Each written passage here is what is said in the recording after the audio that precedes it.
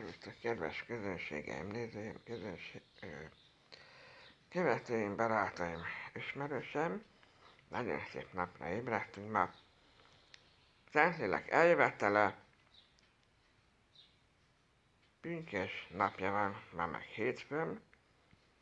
Mindenkinek kívánok kellemes, szép eltöltött nyugodt pünkösdi hétvégét a holnapi nappal együtt.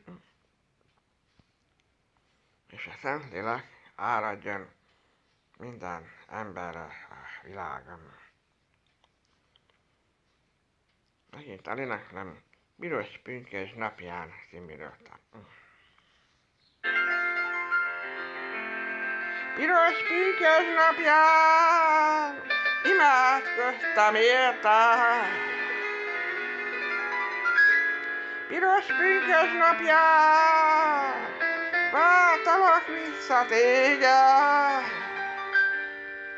Tele volt a határ nyíló vadvirággal. Váltalak a keresztútnál pünkösdi rózsával. Tele volt a határ nyíló vadvirággal. Váltalak a keresztútnál pünkösdi rózsával. Mint hiába vártam, ősz is lett azóta. Elhervadt már régen a pünkösdi rózsa. Kacagó kis párom, többé sosem hívlak.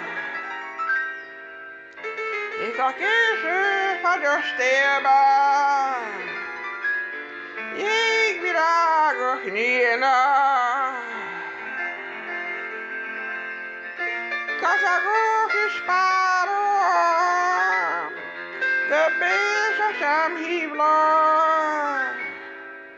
Hisz a késő fagyos télben jégvirágok nyílnak.